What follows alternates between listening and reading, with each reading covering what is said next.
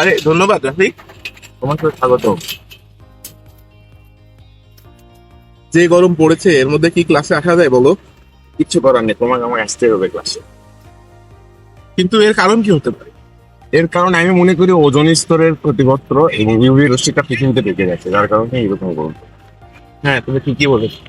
ও আচ্ছা, এটার সমাধান কি হতে পারে রাফি, বলো তো? এটার সমাধান আসলে আরে মাহাদি, কি অবস্থা? এটা আলহামদুলিল্লাহ। তুমি কি না কথা বলছো? এই যে দিন দিন যে গরম বাড়ছে, আমরা আলোচনা করছিলাম ওজোন স্তরের ক্ষতির কারণে হয়তো এরকমটা হচ্ছে, এরই সমাধান নিয়ে একটু চিন্তা ভাবনা করতে হবে। ও আচ্ছা, তাহলে বিষয়টা স্মার্টের সাথে সমাধান করতে হবে। স্মার্টের সাথে? হ্যাঁ, আমার মনে হয় এটা তো একদিনের পসিবল না, এটা অনেক লং প্রসেস। আসলে আমরা একটা আলোচনা করি যে কিভাবে এটা করা যায়, কারণ এটা তো একদিনে পসিবল করবো। আমরা এক জায়গায় বসি। আচ্ছা,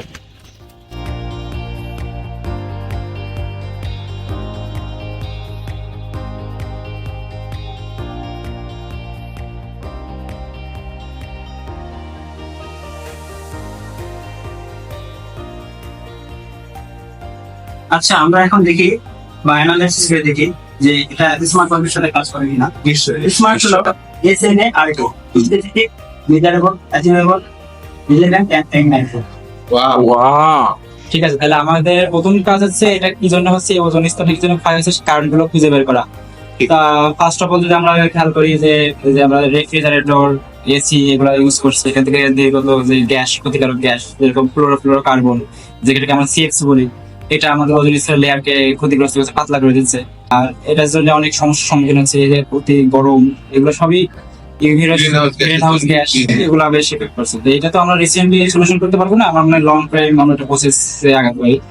আর যার ফলে আমরা যেহেতু এখন এসি ইউজ করছি, এটা রিসেন্টলি একটা জেনারেশনকে রিলিফ দিচ্ছে, কিন্তু পরবর্তীতে আমাদের নেক্সট জেনারেশন যদি আরো ভালো কিছু করতে, মানে এটার সম্মুখীন না হয়, যদি আমরা গাছ লাগাতে পারি, একটা সলিউশন নিতে পারি, এরকম আরো সলিউশন আমরা একটু আলোচনা খুঁজি, আমরা পাবো বেটার। হ্যাঁ অবশ্যই পাবো। আচ্ছা, তারপরে বিষয়টা রিলেভেন্ট কিনা আমরা এটাও দেখতে পারি। যেমন সূর্যের অতিবেগুনি রশ্মি পৃথিবীতে আসে অনেক ক্ষতি করে আসবে। যেমন ধরা যায় যে মানুষের ত্বকে আসে, ত্বকে ক্যান্সার বা বিভিন্ন রোগ তৈরি করে আনবে। তারপরে আমরা দেখবো যে মানুষ সচেতন হচ্ছে না এই বিষয়টা নিয়ে। আবার একটা টাইম ম্যানেজমেন্ট, মানে টাইম ম্যানেজমেন্টের যে বিষয়টা, যে স্মার্ট ওয়ার্কের সাথে কাজটা করা ঠিক আছে, কিন্তু মানে একটা নির্দিষ্ট সময় সীমা একটা সেট করবো। যেমন ধরা যায় এখন 2050 সালের মধ্যে আমরা এটা সমাধান করতে পারি, এই জন্য মানুষের সচেতন দিতে হবে। হ্যাঁ অবশ্যই। তোমরা দুজনে তো অনেক স্মার্টলি একটা বড় সমস্যার সমাধান করে ফেলেছো। হ্যাঁ, এটা অনেক স্মার্টলি করছে। আমার একটা কল এসেছে। আচ্ছা ঠিক আছে, ঠিক আছে। আরে রাফিক, কি এই, কি অবস্থা তোমাদের? হ্যাঁ এই ভালো। কি করছো? আলহামদুলিল্লাহ। বসো বসো। কি করতেছো? আমরা ওজোন স্তরের ক্ষতিটা কমানোর একটা সলিউশন বের করতেছি। কি সলিউশন করলো? ফার্স্টলি গ্রিন হাউস গ্যাস কমানোর চেষ্টা করতেছি আমরা। আমরা এই সলিউশনটা জানি, সোয়াট অ্যানালাইসিস করছো? না, এখনো এই বিষয়ে আমরা পদক্ষেপ নেই নাই। সোয়াট অ্যানালাইসিস কি জান? না, এই বিষয়টা আমাদের তোমরা জানতে সোয়াট অ্যানালাইসিসে চারটা ধাপের আছে। সোয়াটিং এস দিয়ে বুঝায় সলিউশনের ডিসিশন, ডব্লিউ দিয়ে বুঝায় উইকনেস, ও দিয়ে বোঝায় হচ্ছে তোমার অপরচুনিটিস, এবং টি দিয়ে বোঝায় হচ্ছে থ্রেটস। বাহ, ব্যাপারটা চমৎকার তো। ঠিক আছে, তাহলে আমরা সমাধানটা এসেন্সটা দেখি। আমরা যদি পুরো বিশ্ব মিলে গ্রিন হাউস গ্যাস কমানোর একটা পরিকল্পনা করি, তাহলে সবাই মিলে একসাথে কাজ করবে, তাহলে একটা পারস্পরিক একটা সম্পর্ক তৈরি হবে, যেটা আমাদের এই সমাধানের একটা শক্তি প্রদান করে।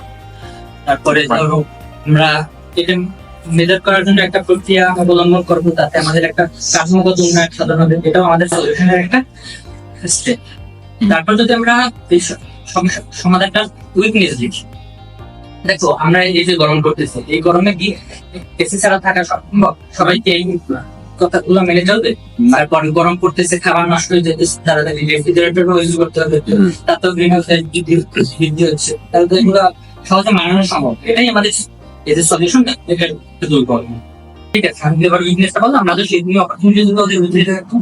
আচ্ছা, এরপর এই যে অপরচুনিটি, আমাদের এই অপরচুনিটির মধ্যে অনেক কিছু আছে। যেমন আমরা এই যে গ্রিন হাউস গ্যাসটা যেগুলো প্রোডাক্ট গুলো উৎপন্ন হয়, এই গ্রিন হাউস গ্যাসটা কমানোর জন্য আমরা একটা অল্টারনেটিভ প্রোডাক্ট বের করতে পারি, যেটার কারণ হলে আমাদের গ্রিন হাউসের প্রভাবটা কম হবে, প্লাস আমরা অনেক নতুন একটা ব্যবসার তৈরি হবে, যাতে অনেকে কর্মক্ষমতার সুযোগ হয়।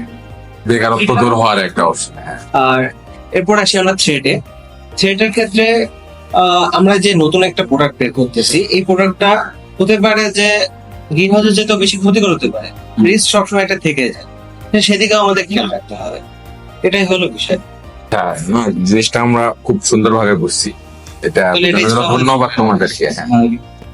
আসসালামু আলাইকুম। আমরা এতক্ষণ ওজোন স্তর ক্ষয় এবং এর সমাধান সম্পর্কে আলোচনা করলাম। আমার নাম মোহাম্মদ তাশাউল ইসলাম তাবিন, আমার আইডি 1510। আসসালামু আলাইকুম, আমার নাম Mohammad Mehedi Hasan, my ID last 4 digit is 1828। আসসালামু আলাইকুম, আমি সাইফ আহমেদ দিগন্ত, আমার আইডি হলো 1883। আসসালামু আলাইকুম, আমি Gobinda Chandra Das, my last ID is 1193। আসসালামু আলাইকুম, আমি মোহাম্মদ রাকিব আলম, আমার আইডি লাস্ট 4 digit 1563।